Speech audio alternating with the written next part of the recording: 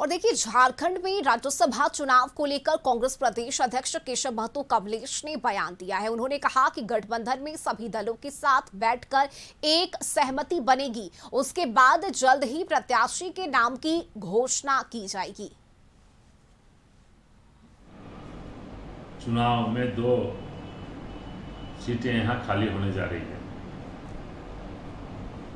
और ये ऊपरी सदन है।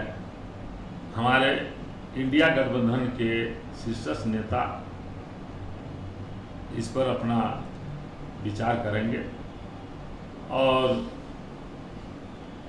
अब कैंडिडेट डिक्लेयर किया जाएगा। तो उम्मीदवार पर सहमति बननी चाहिए, क्योंकि इंडिया गठबंधन के घटक दल जो हैं कई पार्टी के समावेश से निश्चित रूप से जेएमएम, कांग्रेस, राजद, लेफ्ट तमाम लोग बैठ करके तय करें। तो वहीं देखिए, राज्यसभा चुनाव को लेकर झामुमो प्रवक्ता मनोज पांडे का कहना है कि दोनों ही सीट पर गठबंधन के प्रत्याशी होंगे और दोनों ही सीट पर जीत भी होगी। सुनिए क्या कुछ कह रहे हैं।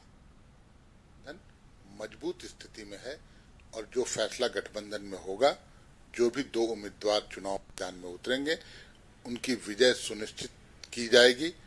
तमाम घटक दल, हमारे नेता, हमारी पार्टी, सभी लोग लगेंगे इसमें और मैं नहीं समझता हूं कि किसी तरह का किंतु परंतु होगा। बीजेपी के नेताओं को ये गुमान अगर है अपने लक्ष्मी पर, मां लक्ष्मी की कृपा चूंकि उन पर अपार है, लेकिन फिर भी झारखंड की ये धरती और यहाँ हेमंत सोरेन जी मुख्यमंत्री हैं, उनकी कोई भी मंसूबे हम सफल नहीं होने देंगे। और इधर देखिए, राज्यसभा चुनाव के बहाने बीजेपी ने महागठबंधन पर तंज कसा है। बीजेपी प्रवक्ता प्रतुल शाहदेव ने कहा कि महागठबंधन के भीतर कुछ भी ठीक नहीं है। इंडी गठबंधन है वो राष्ट्रीय स्तर पर है, लेकिन लगता है कभी कभी ये इंडी नहीं, द ग्रेट इंडियन सर्कस है। तभी आप देखेंगे कांग्रेस अपनी सहूलियत के हिसाब से गठबंधन को डिफाइन करती है। राष्ट्रीय स्तर पर गठबंधन की बात करते हैं जेएमएम के साथ, लेकिन जब सीटें देने की बात होती है बिहार में, पश्चिम बंगाल में या असम में, तो कांग्रेस को 0 बटा सन्नाटा मिलता है। इनको सीटें नहीं मिल जेएमएम को सीटें नहीं मिलती हैं। तो कहाँ का ये राष्ट्रीय गठबंधन हुआ। और जो दूसरी सीट पर कांग्रेस का कहना स्वाभाविक दावा होना चाहिए था, उसको क्लेम करने के लिए तेलंगाना के उप मुख्यमंत्री आए हैं, मुख्यमंत्री जी से मिल रहे हैं।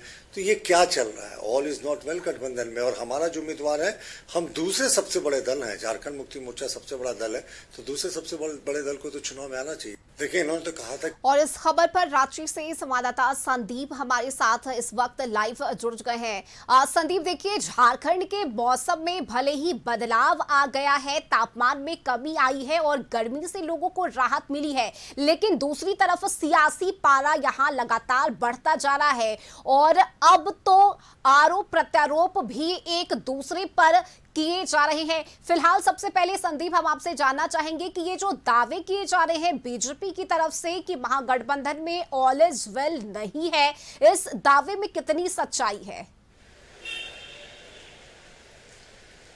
आज यदि राज्यसभा चुनाव को देखा जाए तो झारखंड में 2 पदों के लिए चुनाव 18 जून को होना है।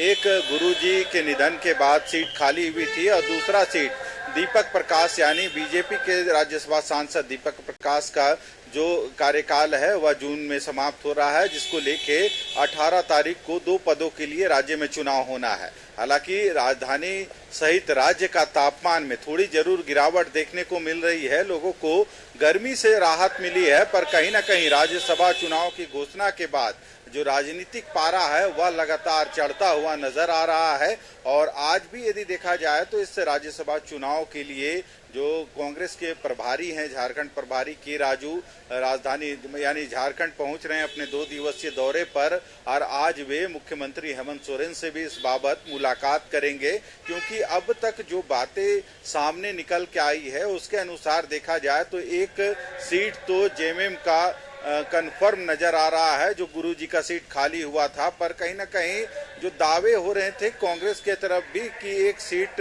कांग्रेस को भी मिलना चाहिए था। हालांकि अब तक इस बाबत इस मामले को लेकर कोई फाइनल जो रिजल्ट है वह नहीं आया है, पर देखना होगा कि दूसरा सीट पे कौन प्रत्याशी होगा। क्या वो प्रत्याशी महागठबंधन के तहत कांग्रेस कोटे से होगा या जेएमएम कोटे से ही प्रत्याशी होगा। इन सारी जो अटकलें लग रही हैं, उन चीजों को देखते हुए आज के राजू जो झारखंड के कांग्रेस प्रभारी हैं, वे झारखंड पहुंच रहे हैं और झारखंड आज मुख्यमंत्री हेमंत सोरेन से भी मुलाकात करेंगे। हालांकि जो तेलंगाना के उप मुख्यमंत्री हैं वो भी आज उनके साथ रांची पहुंच रहे हैं और संयुक्त रूप से कह सकते हैं मुख्यमंत्री से वे मुलाकात करेंगे। उसके बाद जो पार्टी का कार्यक्रम है उसमें भी सम्मिलित होंगे। पर अब देखना होगा, क्योंकि महागठबंधन के जितने भी दल है, चाहे जेएमएम की बात करें, कांग्रेस की बात करें या अन्य दलों की, सभी का एक ही कहना है कि गठबंधन के दोनों प्रत्याशी होंगे और गठबंधन के जो प्रत्याशी दो होंगे उनकी जीत सुनिश्चित होगी।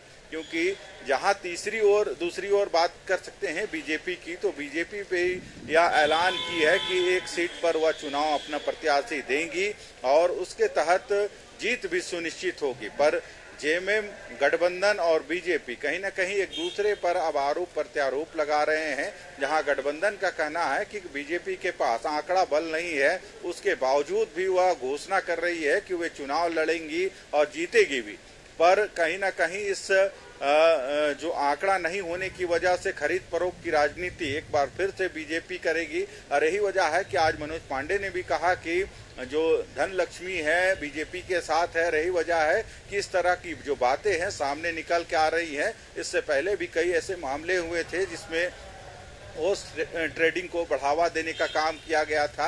हालांकि इस बार देखना होगा, 18 तारीख को वोटिंग होनी है राज्यसभा के 2 पदों के लिए और आज की बैठक कहीं ना कहीं महत्वपूर्ण मानी जा रही है गठबंधन के लिए। पर देखना होगा स्थिति कब तक क्लियर होती है, क्योंकि जेएमएम कांग्रेस दावे जरूर दो सीट के लिए हो रहे हैं, पर दूसरा सीट पे कौन प्रत्याशी किस दल से होगा वो कंफर्म नहीं है। और यही वजह है कि आज जो सभी गठबंधन के जो आला नेता हैं वे बैठेंगे और इस बाबत जो रणनीति है वह तैयार होगी कि बिल्कुल संदीप, देखिए चूंकि रणनीति अभी तैयार की जानी है, लेकिन क्या अंदर खाने से कोई नाम सामने आ पाया है कि किन नामों को, किन चेहरों को इस बार भेजा जाना है राज्यसभा चुनाव के लिए? किस तरह से मंथन चल रही है पार्टी के अंदर नाम पर?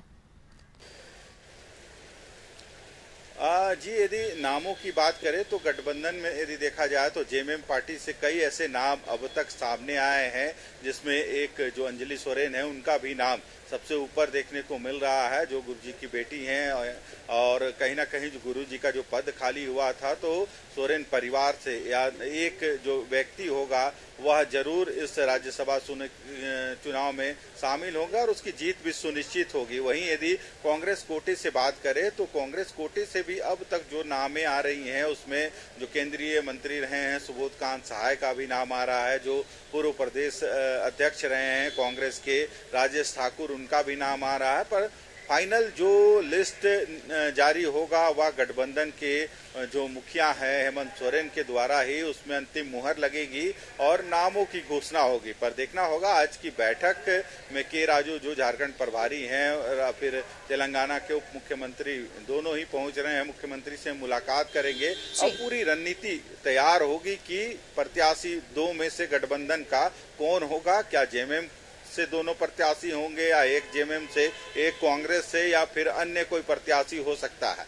हालांकि अभी जरूर 18 तारीख में समय बचे हैं, पर इस दरमियान आज की यह जो बैठक है अहम मानी जा रही है, क्योंकि अब तक जो अटकलें लग रही थी कांग्रेस भी जरूर दावा कर रही है कि एक सीट पर वह चुनाव लड़ेगी और दूसरे एक सीट पर पहले से यह कंफर्म है कि शिबू सोरेन जो गुरुजी के देहांत के उपरांत जो सीट खाली हुई थी उसमें जेएमएम का ही एक प्रत्याशी होगा। तो बैठक उपरांत देखना होगा कि क्या आज बैठक के उपरांत क्या बातें निकल के आती हैं। जो चर्चा का मुख्य जो केंद्र है कि 2 पदों के लिए जो चुनाव होने हैं तो दोनों पद में प्रत्याशी कौन होगा और किस दल से होगा। जी बिल्कुल संदीप, लेकिन इतना जरूर है कि राज्यसभा चुनाव इस वक्त झारखंड में काफी दिलचस्प मोड़ पर आ चुका है। एक तरफ बीजेपी है जिसके अपने दावे हैं, दूसरी तरफ महागठबंधन में अब कांग्रेस ने भी एक सीट पर दावेदारी कर दी है। फिलहाल आज की ये मुलाकात, आज की बैठक काफी महत्वपूर्ण है। बहुत शुक्रिया संदीप आपका इस जानकारी के लिए। और यहाँ वक्त हो चला है एक छोटे से ब्रेक का,